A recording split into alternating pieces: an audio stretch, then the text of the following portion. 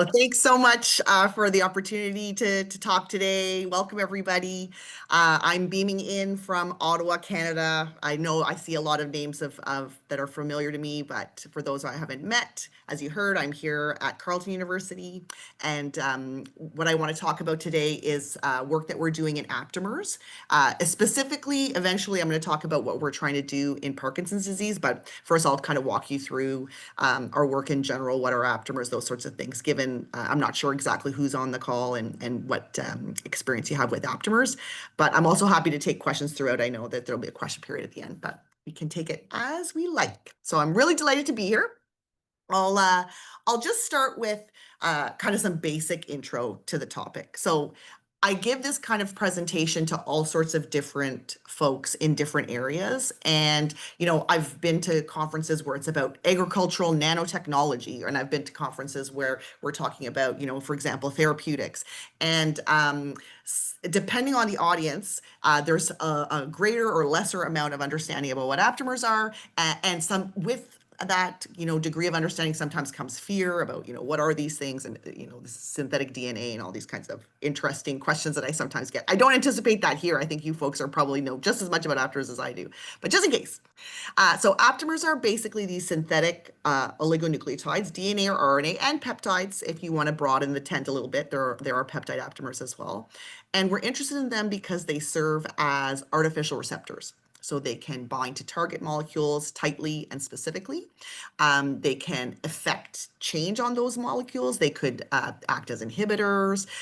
They can act as activators. They could just bind, and that could be really just useful for sensing. So we're interested in them as a building block for all sorts of other technology, be it sensors, delivery vehicles, or in some really exciting future, potentially therapeutics. And what they're not. So this is usually for a different audience. I would talk about how, this is not something that has to do with GMO. These aren't nanoparticles, even though we do consider them sometimes under the umbrella of bio-nanotechnology. They're not other types of nucleic acid technology that you folks are very familiar with. And with that comes opportunities. It also comes limitations, right? So some of the things that we might be expecting out of some of these other types of building blocks, we wouldn't be able to achieve with aptamers, and some new features we'll be able to bring because of their unique properties, chemical and physical. Okay, so the aptamers have been around for a long time now. I mean, I still think of them as something relatively new, but it was in the 90s that they were launched with two key papers that describe the CellX process, which I'll talk about, and also describe the term aptamers. And these are obviously Sozak and Gold, Larry Gold's group. And then in the ensuing years, a lot of interesting things have happened. There was a really abrupt change in the patent landscape as soon as this big discoveries were made of these nucleic acids with these interesting properties and a process for finding these nucleic acids, CellX, which I'll talk about in a minute. The patent train left the station, and a lot of these innovations or a lot of these ideas began to be covered in the IP space. Nevertheless, there were discoveries that came during this time. So starting with small molecule aptamers to cell-based aptamers to all sorts of other types of applications as the years progressed.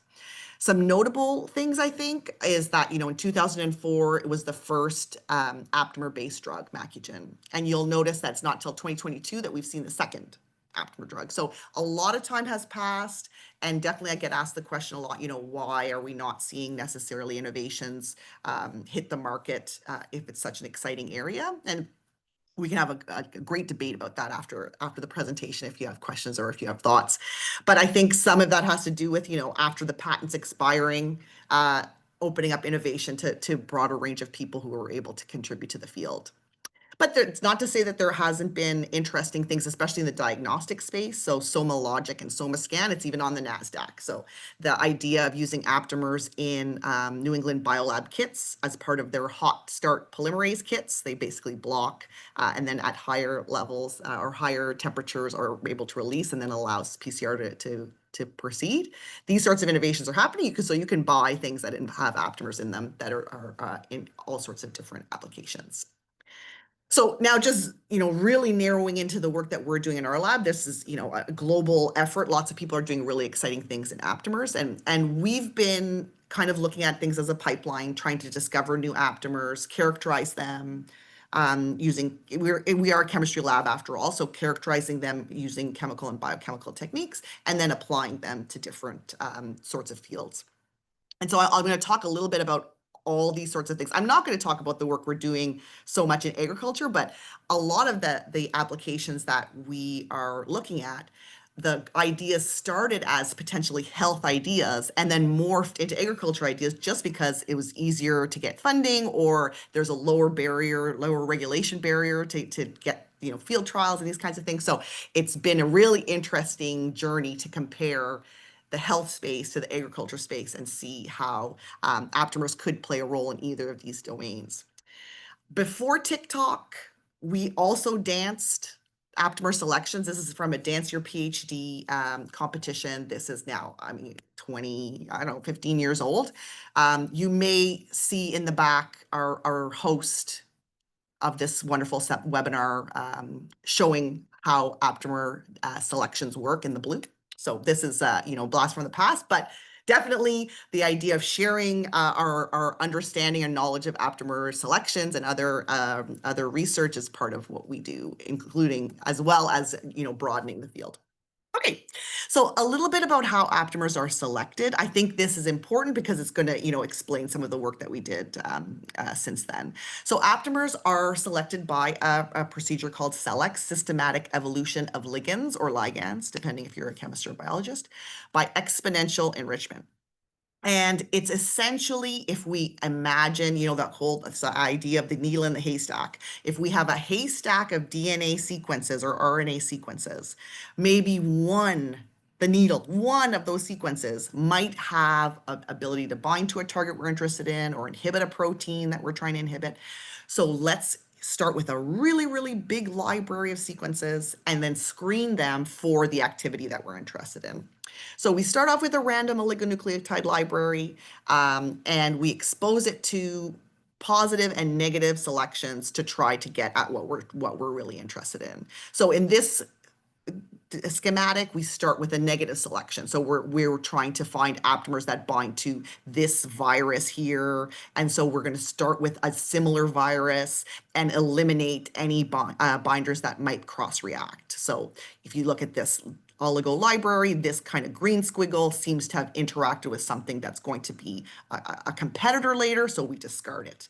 And then we keep the sequences that survive that first initial gate, and we expose them to the virus that we're interested in. And we have some sequences that bind and others that don't. We find a way to partition binders from non-binders, and then we use a polymerase chain reaction to make lots of copies of the binders. And then those binders go back into the process, and we repeat and repeat and repeat. Every time we repeat, we might change the stringency, make it harder to find binders. We might change the selectivity, add other counters that could, be competitors later. At some point, we give up, we say we've done all we can, we sequence, we characterize it, and we have an aptamer to work with. So in terms of how to think about these binders, a really easy way or really easy comparison could be to antibodies. These are the gold standards of molecular recognition. We understand them very well. We have a long history of working with antibodies. They're protein-based binders, but they have a lot of common features with aptamers. So if we're trying to compare, which one is better? I think it's not about which one's better. It's about where do you use the appropriate reagent for the job that you're trying to do? There are definitely areas where antibodies outcompete and do a better job than aptamers, and I think there are still some reasons why aptamers are the better choice for whatever application you're looking at.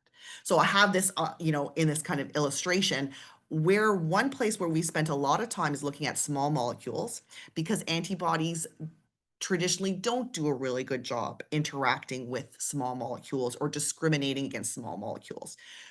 The SELECT process allows you to bake in counter selections, and so you can get really selective aptamers for small molecules, which would be very hard to do with antibodies because you can't find a way to counter select in an antibody type system. It's a living system, and you don't have that at your fingertips. There's also practical things that make aptamers really exciting to look at, like lower cost in terms of once you've done the selection and you're just working with nucleic acids instead of proteins, and also, stability. So cold chain, no need for cold chain, the ability to be reversibly denatured, those kinds of things. There are certainly areas, though, where antibodies are better. And I think it's when we realize that and think about that, then we could try to advance aptamers and try to improve them as reagents. At the bottom, I have a little picture of, that Y-shaped antibody that we're always thinking about, and then squiggles for different types of structures that aptamers can take on. And what I want to illustrate for that is that one of aptamers' greatest strengths can also be one of their challenges. The fact that aptamers are flexible, they have conformational flexibility, they can be all sorts of different shapes. This can be wonderful when you're trying to design some exotic new sensing mechanism, but it can be a challenge when you move from one medium to the other and you expect the aptamer to retain its ability to bind. Antibodies, with their very stable structures, are usually very reproducible. And there is an issue across the field with aptamers being less reproducible. So that's something that we have to keep in mind. And I'll talk a few slides about that before I get into the main paper that I want to share with you guys, just so you get a sense of, what are we doing as a field to try to address the fact that aptamers have this limitation. And then also, I just would say, in general, on average, aptamers do a better job on proteins. Antibodies do a better job on very high affinity binding of proteins. But you'll see that we're interested in thinking about aptamers as inhibitors. And this is one area where you have some flexibility and aptamers might find a role that antibodies are less able to play. Okay, so I mentioned that there are some challenges with aptamers and that as a field, we are trying to address them. So I'll just highlight two papers that I would love for you guys to take a look at if you're interested in this area, if you're just starting out in this area. One is we teamed up a great group of aptamer researchers. You can see the authors here, teamed up to put together a primer for Nature Reviews Methods primers on the in vitro selection of aptamers and all the considerations that you should be weighing when you're trying to put together an experiment that hopefully will yield what you're looking for in terms of the properties of the aptamer and will translate to your application and to work from others in the area so that you're able to keep things reproducible. And so we broke this down into kind of 9 or so decision points where you could have the decisions you make at the selection experiment and characterization step will impact and can impact everything that you want to do with it moving forward. So things like how you design your library, how you choose your incubation conditions, the partitioning, the stringency, et cetera, et cetera, et cetera. There are key questions that you can ask yourself as you're setting up the experiment that will really, we hope, will go a long way in making sure that everything you produce is reproducible and actually is fit for purpose. So here's just one example of well, actually, this is the overview, and then I'll show you one example where you can really dig into what the questions are. So in a CLX that you're planning, what are the sorts of things you have to think about? You have to think about the target, and there's some questions here you can think about. You have to think about what your application is. What's the goal? What do you need this aptamer to do? What's the medium you're going to be working in? What are some of the interferences that might be present in that medium? How will you reproduce that in your selection experiment? And then, really important, what are your resources, right? How are your financial, human resources, equipment going to impact the experiment that you're able to design? And then conversely, what you're able to do with that aptamer sequence. So just one example, we pull out medium, the medium of your experiment. What are the sorts of things that you should be considering? Well, your conditions that you're using for the testing and the binding buffer that you're using should match the application and the environment. And if this sounds something probably obvious, but really thinking about that ahead of time and making sure that you're designing your experiment to match what your outcome is, and you're designing your testing of that aptamer to reflect that environment is so key to future reproducibility. And then thinking about things like counter selectivity. What are your counter selections that you can do that are going to help you down the road to make sure you're not dealing with cross reactivity problems? So I do suggest, if this is interesting to you, to check out this primer to support, the better decision making going into the experiment. And then the next thing would be, once the aptamer comes out of that experiment, how are you characterizing this? And how are you sharing that with the community to be sure that there is that reproducibility that we're all striving for? So this is an example. This paper's old now. It's about 10 years ago, that again, a team of us kind of came together and tried to do interlaboratory characterization of a family of aptamer sequences to get a better understanding of how the way that we characterize the aptamers and what we gain from that can help us with reproducibility across different purposes. So in this case, it was an aptamer, or a family of aptamers for a mycotoxin. It's a natural toxin that can be present in things like wheat and corn. It's called ochratoxin A. And there were several different papers from different groups that they had all selected aptamers for this toxin. And they all in their papers had, compelling evidence to show that these aptamers bound. They had applications. There have been citations of these papers. So, these are relatively well characterized aptamers. So what we wanted to do is, in an interlaboratory fashion with our friends at ISPA, use a suite of techniques on this family of aptamers and see, is there some kind of trend that we can come up with, some kind of workflow that we can imagine suggesting to people to help them with their aptamer characterization work in order to ensure that we had reproducibility. And what we found, this has been seen again and again since, but what we found was a bit shocking, but also not unexpected. No one aptamer in any of these, is just a little snippet of the data. No one aptamer worked in every technique. So we did a suite of techniques that were, some were, in solution, some were bound to a surface. All sorts of different types of instrumental techniques, spectroscopic, all sorts of different techniques. No one aptamer has green for all of the different techniques. So there was at least one technique that said this aptamer is not binding the way we think it should be binding. And no one technique worked for every single aptamer system. So there was no, magic bullet that we could say at the end, okay, everybody just use SPR and you will always see when the aptamers are working or not working. So it was really, really fascinating, and I think informs the way that we work with these types of molecular recognition agents, the challenge around trying to translate them to different platforms with multiple characterization approaches. We should be able to say, what are the limitations of this sequence? This sequence can work under these scenarios, and then hopefully unpack why. And that's something that will serve the whole field. Okay, so I'm going to switch gears now into just like some examples of things that we're doing with these aptamers. Now we've characterized them, so and we selected them, characterized them, all these sorts of things. We're really interested for the most part in diagnostic and testing, sensing type applications. For example, here's an example where we're looking at aptamers for CT imaging. So using the aptamer as a targeting type of moiety. And in this case, we had comparing an aptamer that itself was iodine labeled versus aptamers on gold nanoparticles. Both of those are able to be seen in a CT imager. Iodine heavy molecules are common contrast agents, and gold nanoparticles are also contrast agents. So we saw a lot of interesting things, differences in the way that they behave depending on how the aptamer was modified. But we were able to see that we could use the aptamer contrast agents for targeting, both in phantoms and then in some model animal systems. We're also, we're also interested in platforms. So, taking a fiber optic platform that's useful for detection and adding the aptamer as a layer of selectivity, adding value to an existing sensor platform is kind of the thing that we've been thinking about.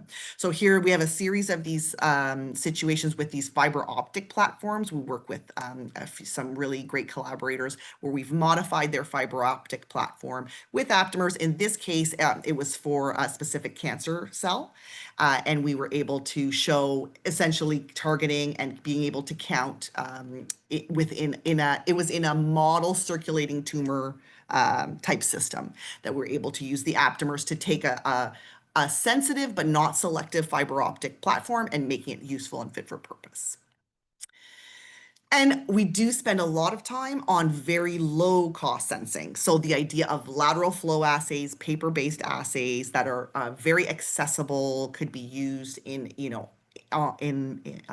in low resource settings. It could be used at the doctor's office, it could be used at home in some cases.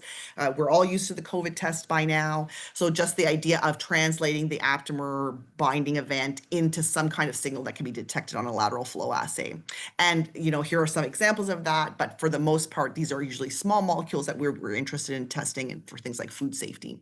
And one of our favorite examples now is that being in Canada, I had to at least share that we're spending our time looking at maple syrup, which is, you can't get more Canadian than that, I think, looking for a specific food quality indicator, I would say, in maple sap that's helping our maple syrup producers get more value out of their processes. So this is the kind of thing that we love doing, is working with the community. Okay, all that to say, second half now, I just want to talk about this one specific example where we're looking at aptamers in a different way. It was not necessarily for detection, although there is a detection element here, but really it was us exploring the idea of, could we use these aptamers and their binding properties to disrupt a process that leads to disease, or inhibit something that could lead to disease. And this, the broad area that we started looking at were these amyloid type disease, ones where there's a protein aggregation event that, if disrupted, potentially could derail a disease process. And I'll highlight this one paper that we're working on. We've got patent on it. There are a few authors in the audience. Thanks for coming. You'll ask them the questions when things get too hairy. But just the idea of using aptamers for Parkinson's disease. So I'll get into that one now. I do have to give you the pieces of the puzzle before we get to that story. And this goes back now, again, 15 years. We were looking at aptamers for dopamine. We were very interested in aptamers for dopamine, and we were trying to sort out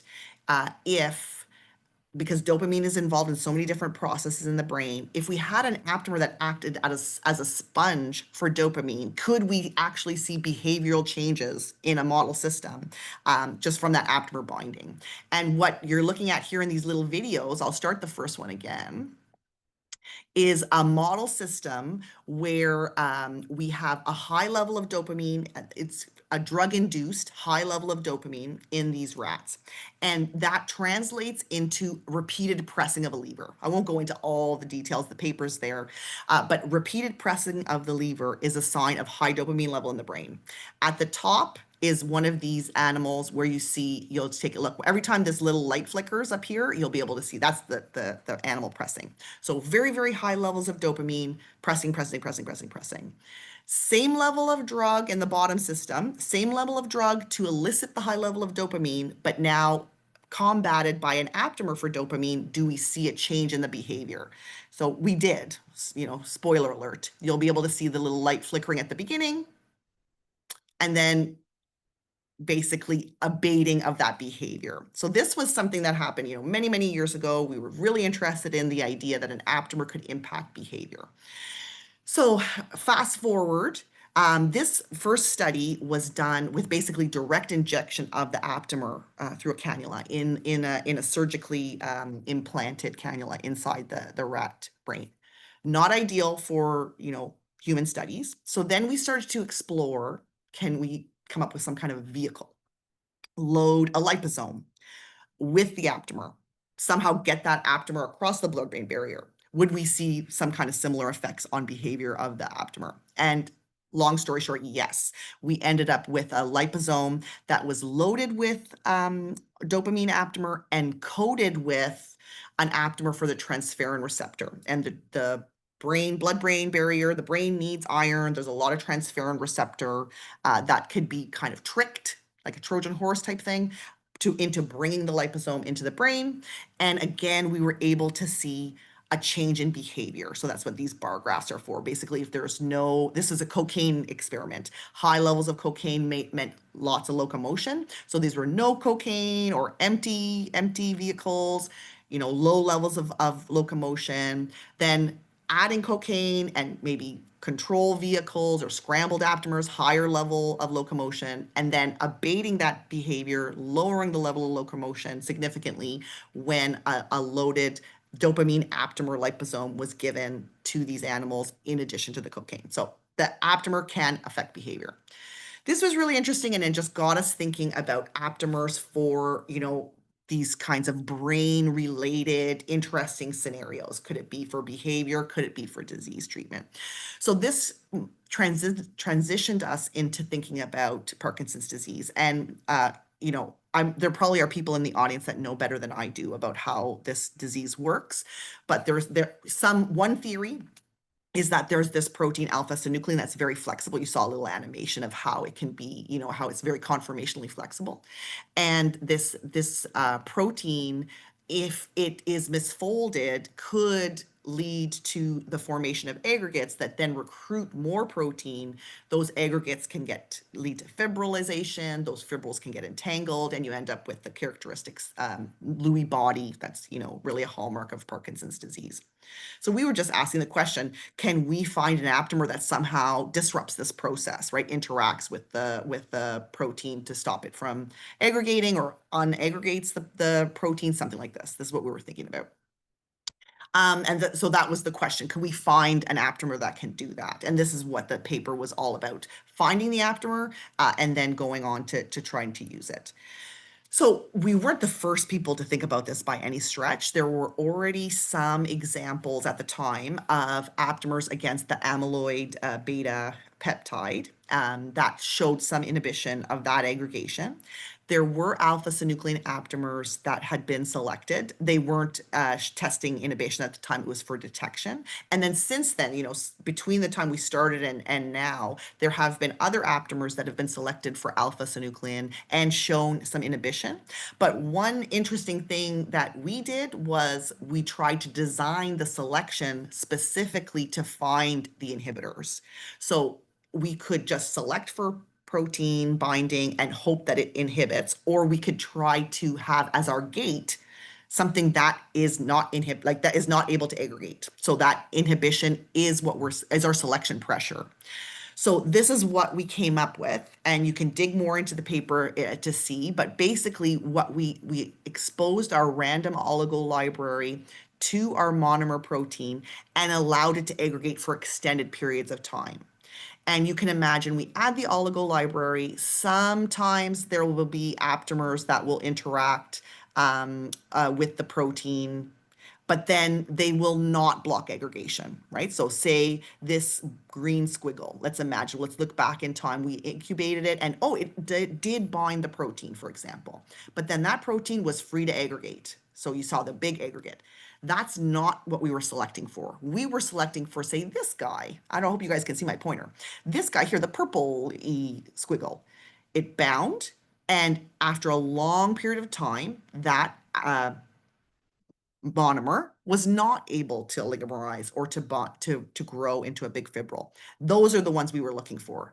So then we had to come up with, okay, what's our strategy for actually finding those sequences? We did ultracentrifugation, separated out aptamer monomer complexes. And then we took those aptamer monomer complexes and then did a secondary incubation to make sure that we didn't just happen to catch, an aptamer that was just hanging around. It actually did persist, and that we were able to show that that aggregation was being abated. So that this is the second step. We would look by TEM. We also did some spectroscopic tests for aggregation to see if the libraries were enriching with sequences that had an inhibitory effect. So what you're looking at is electron microscopy. Up top is control samples that were left to aggregate for long periods of time. In this case, the aggregates were not fibrillar. We hadn't figured out how to make sure we were making fibrillar aggregates. We figured that out later. In this case, but you see these large micron scale blobs, right, of the protein when there's no aptamer present. But then we were seeing the library after a few rounds, we were still seeing these aggregates, but they were shrinking in size. So we're saying, okay, maybe we are enriching for inhibitors. So we let that go for some time. We ran some rounds. We did our sequencing. We did our bioinformatics. Eventually, we got about 5 sequences that we were interested in, and then we did the usual things. We tested their binding affinity using a number of different methods. Sometimes with the aptamer tethered, sometimes with the protein, an aptamer free, all these sorts of things. So here's just like a snippet. We did microscale thermophoresis. That's what's on the left. On the right, we did electrical impedance spectroscopy. So this is an electrochemical technique. The aptamer is actually bound. In microscale thermophoresis, everything's free. So if we were catching something about the way that the aptamer was folded, could lead to different types of affinity, like we were saying with the small molecule story with the ochratoxin. Okay, we were hoping we would be able to tell that by doing these different techniques. And out of our aptamers, we found they were modest binders. They were in the 50 to 200 nanomolar dissociation constant range. This is acceptable, but if we were making a sensor, we would say that's not good enough, right? That's not high affinity binding. But we have to keep in mind that we weren't selecting for high affinity binding. If we were selecting for high affinity binding, we would have had, we would set up our selection so that we have very, very little protein and the aptamers had to compete for that protein. We did the opposite, right? We had enough protein around that it aggregated. So we were setting up exactly the opposite type of scenario. We wanted aptamers that could bind and block aggregation, not bind very, very, very, very low levels very tightly. So the modest affinities didn't bother us. And this is just selectivity. We also had to make sure that these things were selective. So again, this was by microscope thermophoresis on the right-hand side, impedance spectroscopy. This is probably easier to see. The monomer has, there's good affinity for the monomer. There's good affinity, actually better affinity in the end for one of the mutants, which is important, you'll find out later. But not as much affinity for fibril and not affinity for other forms of synuclein or different proteins like thrombin or A beta peptide. So we were, interested in that. We knew we had not set it up to be a sensor because we were not selecting for a sensor, but nevertheless, we have great collaborators who are interested in making sensors for monitoring alpha-synuclein, monitoring Parkinson's disease early detection, for example. So we tried to use this aptamer in a sensor. This is with the Prakash group at Carleton, along with the Holohan group, who's been helping us, so who's been a trusted partner this whole time. And we were able to see that there is some interest there that we can use this aptamer for detection. A later study showed that the aptamer did not outperform an antibody. So again, like this question, when do you use an aptamer? When do you use an antibody? But nevertheless, this aptamer could be dual purpose. You'll see in a minute it inhibits the protein, but we could also potentially use it as a sensor. Okay, so back to the goal, which was, does the aptamer inhibit aggregation? So what you're looking at on the left, again, electron microscopy. On the right, the bar graph is just showing you the output of a thioflavin T assay. Thioflavin T interacts as a dye that fluoresces in the presence of aggregates. So we want to see less fluorescence in the presence of the aptamer. So on the left-hand side, you can see all the different sequences that we were testing. I'm just going to move my video there. So on A is a preformed fibril composition. So protein set up to make fibrils, no inhibitor present. And then B to F is with one-to-one of one of the aptamers that we were interested in. And ASIN1 early on was a big leader. We could see a big difference in its in the level of aggregation, both by electron microscopy and also by, now I'm going to move my video back, also by thioflavin T. All of them seem to show good inhibition by thioflavin T, but by electron microscopy, we definitely saw a big difference for ASIN1, the one that we had called ASIN1. We also looked at other sequences that had been in the literature that were inhibitors, and those ones performed well, but we still think that our ASIN1 seems to outperform them. So here are some 5FR1 and R2 are from the same paper. TSO 530 and 508 are from a different paper. You definitely can see that those are good inhibitors as well, but we also saw that ours was pretty comparable. So we wanted to continue and look at our system. So then moving from just in a dish, does it block aggregation? In a dish, yes. We moved to cells. I think we've got a few people in the audience who actually did this experiment. So thanks, guys. In this case, working with a cellular model and looking at a preformed fibril induced aggregation within the cell. So seeding the cells with preformed fibril to allow for alpha-synuclein aggregation to occur. If the aptamer is present or not, do we see a difference in the amount of alpha-synuclein in the end? And turns out yes. So up top, we've got alpha-synuclein aggregation, unimpeded. If we add a scrambled sequence, so a control sequence that has the same length and composition as our aptamer, but is not our aptamer, we don't see any change in the level of presence of the alpha-synuclein based on antibody staining. But we do see a difference when we add aptamer. So this is interesting and so worth following up. So we saw something in the dish, we see something in the cell, and then of course, do we see something in our model animals? So for this experiment, we did use transgenic animals. So these are animals that will have the mutated alpha-synuclein, human alpha-synuclein protein that they are going to express, and that's going to be present. I won't talk about, but I know Dennis is here. We also looked at with actually preformed fibrils being seeded to use them to aggregate and to have the etiology of Parkinson's, in those mice. So we did it with a transgenic for this experiment. And we had, again, the same vehicle that we did in the dopamine experiment. We had a liposome. It was coated with the transferrin receptor aptamer. It was loaded with the alpha-synuclein aptamer. And we did multiple, like single treatments and multiple treatments, and looked to see if we could see any differences. So first off, one thing we can say, the aptamer gets into the brain. So we use qPCR and we used imaging, you'll see in a second, that we can see aptamer in the brain. We see aptamer in the brain really quickly, and depending on which area of the brain, it persists for a couple of hours. These are unmodified nucleic acids, so this is great. I think the liposome does protect it for some time, but even still, we do see it in the brain. We also, of course, see it in the liver. There's lots of transferrin receptor on the liver, so we see it persist in the liver as well. I don't think that's a surprise. Like I said, we also used imaging. So I think, let me move my guy here. This C is the overlay where we had, slices of the brains of the transgenic mice. The aptamer was tagged, and we have antibody for the phosphorylated alpha-synuclein that's also tagged. So we're looking for yellow colocalization, and we can see that within the brain tissue, there is colocalization. So the aptamer that was delivered, in this case, it was IP. So basically into the stomach lining, I guess, through the blood, gets to the brain, and ends up co-localized with the alpha-synuclein that's in the brain. So we were very, very happy to see that. And then in terms of an effect, looking at different parts of the brain, I'll pick one. Looking at different parts of the brain, we could see an effect from multiple or single treatments of our loaded liposomes. So if we look at whichever one we want, prefrontal cortex, let me move this out of the way. So control is the wild type mouse. So it has a certain level of alpha-synuclein. This antibody is for oligomer. So it has a certain level of oligomer at alpha-synuclein.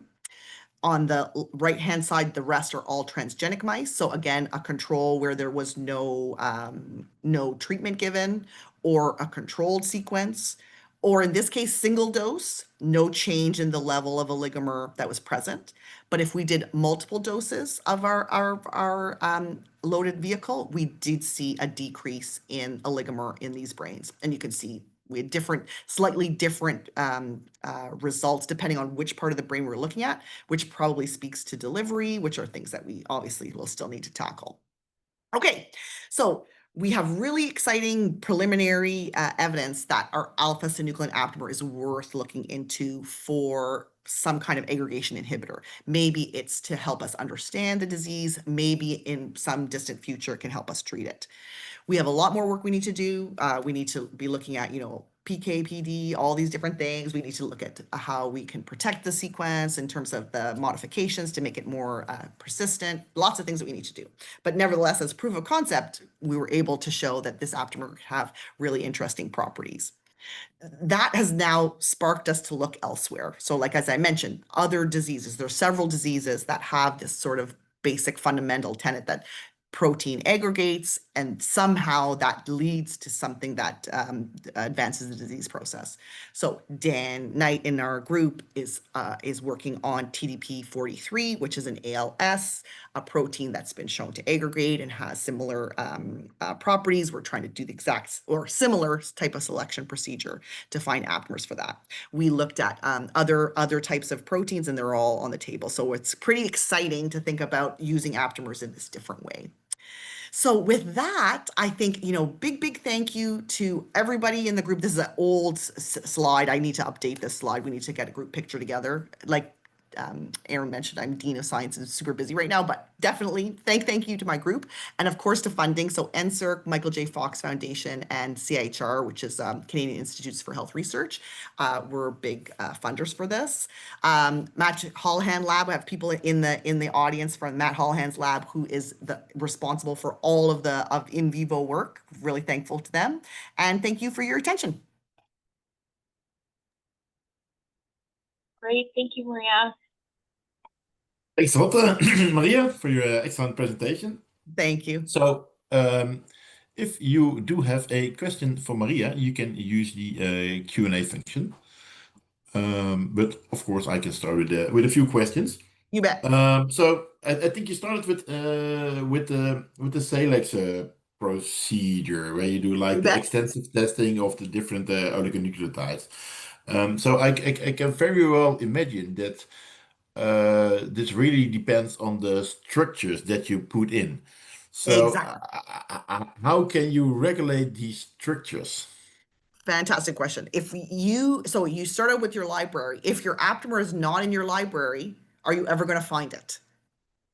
Probably not. Now, it's not perfectly a no answer because PCR isn't perfect. You might gain a sequence by a mutation that, you didn't initially have in the library that leads to a new structure that gives you the sequence or the structure that you need that then goes on to bind your target. But I think it's pretty safe to say, if the aptamer is not there to begin with, it's very unlikely you're going to find it. So that's why I think it's key to really think ahead to what you want to use the aptamer for, because you're right. So the structures are going to be key, and we basically just have a different proportion of the 4 main bases. And if you have modified bases, you would throw those into, and you just use what ends up being prepared by DNA synthesis to put in this library.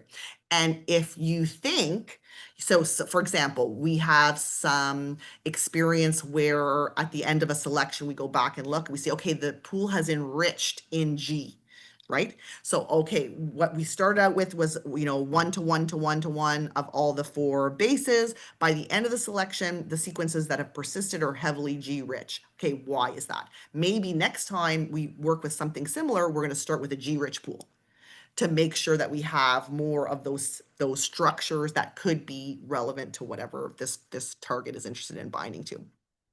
Could be environment, right? So, okay, speaking about G-rich structures can form quadruplexes. You need certain ions present in order to have them present. If you don't have that in your buffer to begin with, you don't have the conditions for forming G quadruplexes in the buffer, then you won't select a G quadruplex aptamer for your target. So it's about kind of tuning it, but still a little bit of guesswork, a little bit of magic, right? So you say, okay, this library that, we think we should add more proportion G, we think we'll make it rich in, potassium, we'll think we'll do this, all these sorts of things. It's at the end, it's a little bit of an art as well as a science. So you'll see if you go look at different groups, you go look through their papers, they'll have, their kind of favorite library, either composition or buffers, and totally different from another groups, and there's no real obvious reason why they don't use the same things, but just experience. Yeah, so thinking of that, I think one of the things that might be easy to do is having modifications, right? And I think Absolutely. with all the possible modifications, you can come up to thousand millions, I don't know, For billions sure. of different combinations. So, You bet. so first of all, does a particular modification also change the outcome of the process? And Yes. then my second question about this will be, this seems to be very suitable for machine learning or for AI. So, Yes. are you Yes. planning to Absolutely. apply that?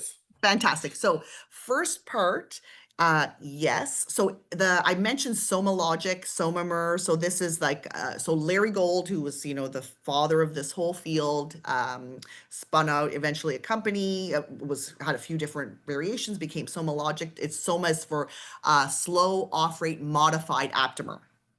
And their bread and butter is a number of modifications off the nucleotides that are kind of protein-like. So some adding hydrophobicity or whatever, like side chains. And they have, their platforms that are able to bind to thousands of different proteins. So they definitely, they would say that those modifications were the key to interacting with protein targets. To make them more like antibodies, they made the DNA more like a protein, right? Which makes perfect sense. So the only feature or the only thing to think about is that adds cost. So that's why, when you're mapping out your selection, you say, okay, what are my resources? Do I have if I have the money to do modified and I know I need it to bind very tightly to a protein, like why not add modifications, right? So it's something to absolutely 100% consider. The second question, machine learning, even before all these things were hot, the idea of trying to use an in silico CellX, there's definitely papers out there, and there were some interesting advances, but it kind of didn't go too far. But now I think this is a time for a revolution. You can imagine we should be able to use some form of machine learning to help us find those sequences. I think one maybe like we need more rigorously tested structure activity kind of thing. So where does the aptamer actually bind to target X, to target Y? Do we have crystal structure? All these things to feed the machine, right? So that it knows what to look for. That's I think that's going to be key to it really taking off. But you're right, it's ripe. Yeah, and I was wondering, can you also do it the other way around? So because you already, I think in the animal data, you showed some very successful compounds. So Sure. can you use that data Yes. and then translate it back and see Exactly. whether Exactly. you can use that for your experiments? It makes perfect sense. So say you've done a selection, you have some sequencing data, and now you use that to train, and then you try to find new ones. Probably that would be a lower bar, like easier to get to, which is still a great advance, right? You're still improving what you're already working with. No, it makes great sense. Yeah, and then well, you optimize this whole thing, and you have some Yeah. very exciting compounds. And then I think one of the things that you mentioned that is important. So you have the target application, the medium, the resources. So when I think about going to a patient or maybe just to a mouse, I think the Yes. first thing you do is you mentioned injecting. I think Correct. direct Yeah. in the ventricle. So then you have like the conditions in the ventricle, but Yes. then it also needs to go inside a cell, I guess. So that might Yeah. be other conditions. So how to like at the beginning, how to be sure that these compounds have the same conformation in all these I conditions? know. I know. And so what we haven't done this, but definitely others are doing, and probably that's where we'll need to go to, is like basically in vivo CLEX. So people do, there's a few really good examples of this where it's like most of it was for cancer, but the idea like don't do the selection in a dish and then move it to the application, like do it in the mouse, with the cancer, extract what actually made it there, figure out why. So I think that's also an approach. So there's like trying to analyze every condition, okay, it needs to get from, imagine that you want it to be a pill, like it needs to get through digestion, it needs to go here, it needs to go there.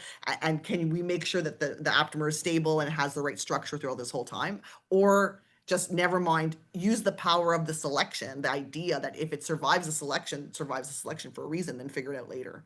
So there's two ways to think about doing it. And definitely like those few, there's more and more now, but the few in vivo CellX papers looked really exciting and promising. So it might be something to think about. Yeah, yeah, I think so. I think what you mentioned also during your presentation is that you use the transferrin receptor. That's So right. you have did you also consider other kind of delivery systems? And also, so I think the transferrin receptor is not super brain specific or cell type Absolutely. Well, you specific. saw it like it's So, all so, over the so liver, right? So yeah, that's a great yeah. question. We definitely had thought about there was insulin, like there's all kinds of these receptors, and so it's worth looking at. And we also thought about, and we started to try, I think Kate's here, a chimera, so not even no liposome at all. Do we even need the liposome at all? If we just have the aptamer that's for transport and you have the aptamer for therapy bound, so we were looking at all sorts of different things. And Aaron knows this, that when we started this and we suggested the liposome and, tried to get funding and, people say, there's not never will translate into anything like beyond the lab liposome. It's like, but now it's like, oh, wow, we know that there are lots of examples, right? And COVID helped with that we could use a liposome for some kind of a delivery. So I think it's wide open. We followed the transferrin route because we started with that dopamine one, and it was just like, what's the easiest thing, the lowest kind of barrier for us to show that this could work. But now that we're seeing something interesting, probably, we maybe transferrin's not the right place to start, right? Maybe it's a different one, but trying to trying to find the money, the funding, and then to figure out what's the best way to go. So Yep. That's it. So what do you think?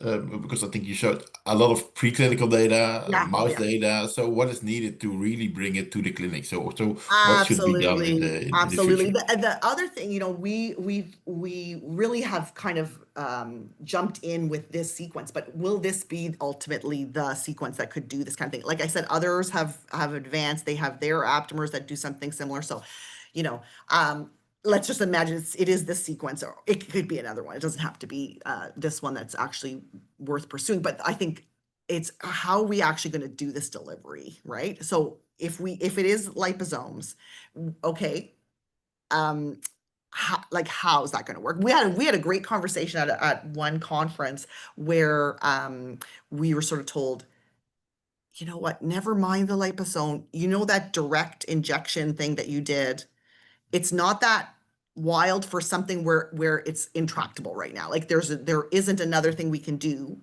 Maybe people would sign it. They do deep brain stimulation. Maybe we would be interested to see, just show that it works in the end, right? So I thought that was super interesting, but I think a bit unlikely. So then it's back to, okay, we need to understand how, like we haven't even done, different doses and PKPD and really understanding like what the mechanism is. We have some sense about what's going on, but we're just scratching the surface, right? So even just getting that first, um, I don't even think we can even say we're preclinical yet. You know what I mean? We're still so early, right? Getting the real preclinical data would be the next step. And I think at this point it's like finding the right partner to take us to that level. So there's a lot of work to do.